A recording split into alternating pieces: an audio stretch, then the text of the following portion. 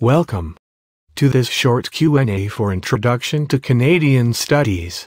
My name is John Ralston Saul. I am the author of A Fair Country, Telling Truths About Canada. Tonight, with my colleague Mr. Rudyard Griffiths, we will answer your questions on who we are as Canadians and why it should matter. How are you, Mr. Griffiths? Hello. I am very well, thank you, Mr. Saul. I am excited to share my views on who we are, and I believe it does matter. It matters because without a national common identity, our vision and values will become so individualistic that we as a society will become intolerant of each other. In your book, Who We Are, A Citizen's Manifesto, you challenge beliefs that Canadians hold their identity to be. Question 1 is, who are we as Canadians? In defining the Canadian identity, please explain your view to our viewers. Canada is not a country that should be defined by what separates us, whether it be language or region. There is, however, an identity that is relevant to our Canadian identity. That exists because without a shared common vision and the lack of a common body of civic knowledge, we could undermine Canada's pride of diversity.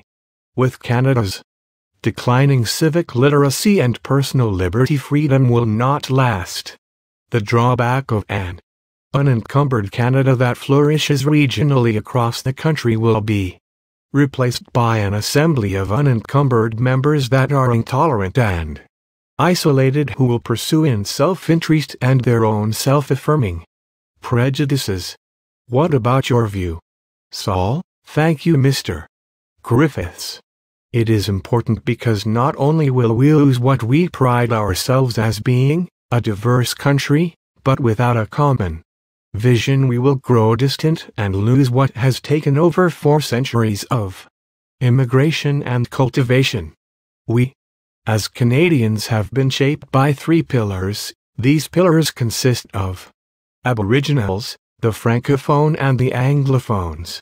In general, Canadians have been influenced and shaped by the First Nations. Our intuitions and common sense as a nation are more Aboriginal.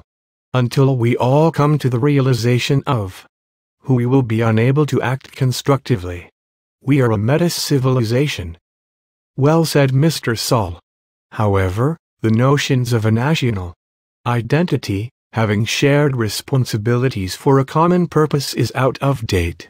I would even say that it is a disadvantage in our economy of transnational relations between countries and regions, as well as global immigration. Canada is now a postmodern state. We downplay our history, have fewer demands from our fellow citizens, and we allow our citizens to find their own way in their own region, whether it be based on language or ethnicity. Although, without a strong national identity, I will have to agree with you, Mr. Saul, that our country will not be prepared to handle the challenges that lay ahead. We as Canadians must be prepared for what the future holds for our population, the effects of global warming, as well as our immigration system.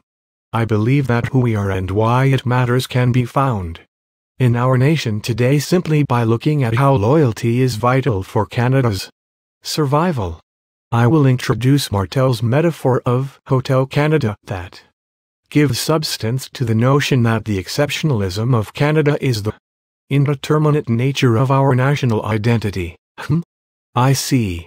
Well, at the core of our civilization, we are Aboriginal at heart. When it comes to citizenship and immigration, it is evident that Canada is based on the idea of an inclusive circle. This concept of a non-racial, non-linear, and non-rational idea of civilization comes from the Aboriginal culture. Canada's talent as living comfortably with diversity is inherited from the First Nations. Does this differ from your metaphor of Hotel Canada? You're right, but you have to admit this happened a very long time ago. Ha ha ha. Our historical past, as unique as it may be, is irrelevant to our current situation. Our identity is and won't be affected by our past, it is affected by the current state that we embrace ourselves in. Let's begin by looking at the forces to explain Canadians' pervasive lassitude of our nationhood. Why is our investment in national projects and institutions is waning, our respect for shared historical and civic traditions evaporating?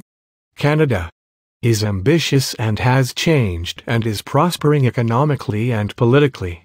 Look at our National Unity Front, GDP growth, energy and natural resources. We are a key player in NATO and have long-term prospects that would ideally unite a Canadian amalgamated identity. But Mr. Griffiths, you're forgetting how the Aboriginal have influenced how Canadians experience the world. Our downfall is our ignorance to how profoundly our society has been shaped over 4 centuries by the First Nations non-monolithic and non-European manner. In order to comprehend the concept of an inclusive circle, it is vital that we grasp words such as non-monolithic and diversity and apply it to the 21st century. In all cases, we have a subconscious meta-mind which has been built on a continuous mixing of people and culture, a prime characteristic of Canada today which we are proud of is the general mixing of races. We must stop seeing our country through the eyes of those who did not adapt. We must truly look at our real past and Canada for what it is today and ask ourselves how it came to be. You're right. It is important to look at our past and at our history. But finding our Aboriginal view of ourselves won't help current issues we must challenge. I believe the post-national vision of Canada, and I emphasize the importance in understanding the forces and attitudes responsible for the unencumbered Canadian identity.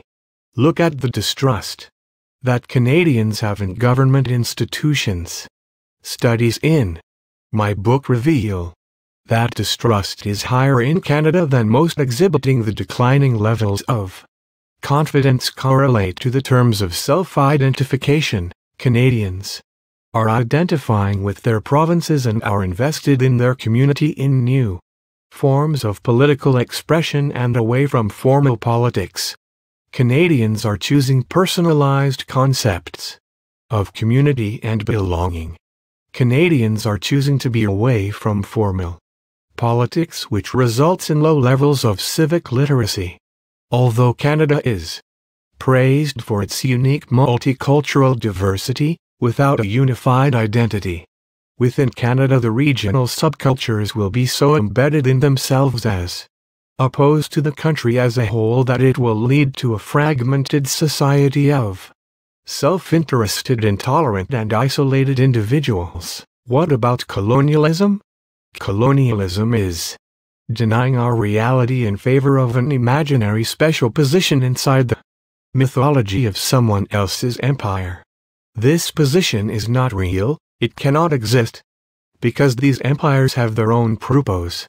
Canada's successful society is linked to the inclusion, the complexity and diversity of living with the place, living with our place and not dominating it. We must stop seeing ourselves and them as separate entities. This is a deeply misguided manner which has been instilled in our community for several decades. We as Canadians should focus on our country for what it is today, not on our past. Canadians don't vote as much as they do. Our civic literacy has declined. Not only are citizens identifying themselves with their provinces, they are not involved in the community. Our social and civic duties are at a decline, leading to our destruction. But how we see ourselves impacts our ability to respond to situations and issues that need to be addressed, because we are in denial of who we are and what our real history truly is. We are unable to accurately describe ourselves. To pursue our vision for the future, we must act effectively as a nation. In order to do that, we must first find the language that best expresses our desire for diversity, inclusion, and complexity. Let me explain what I mean when I use Martel's metaphor of Hotel Canada. Maybe the most important thing we can learn from history are the circumstances that create belonging. Hotel Canada entails that there is a minimal requirement in being Canadian. But we must take this metaphor very seriously, because undermining the strengths of Canada will eventually lead to our destruction. The lack of knowledge that Canadians have today is potentially disastrous. Democracy is based on civic literacy, and Canadians, including newcomers, should not be left to struggle to master the civic knowledge needed to take part in our democracy. Our greatest failure as Canadians is our inability to normalize, to consciously internalize our senior founding pillar of civilization. We have built and founded our society on the pillar of the First Nations. This pillar provides us a real relationship to this country. In destabilizing one pillar, we have destabilized the other two. If we look closely, we will uncover that at the core of our civilization lies the First Nations, the Metis and the Inuits. We must learn to truly see ourselves and imagine ourselves differently. If we truly accept the notion that our civilization has been founded by three pillars, we can learn that this triangular foundation will affect our thinking. Yes, we should embrace our traditions of diversity. But most importantly, we must focus on what unites us, not what makes us different. We must focus on our political values that are founded in our history, the values of liberal democracy that have given us the pleasure to be a diverse country. My own view is that we need a multiculturalism that is relevant to today's challenges, not those of 30 or 40 years ago. But I guess that's enough for tonight. We could go on all night talking about who we are as Canadians and why it's important. Let's continue this over coffee in the break room. Have a good night and thank you for tuning in to our evening Q&A.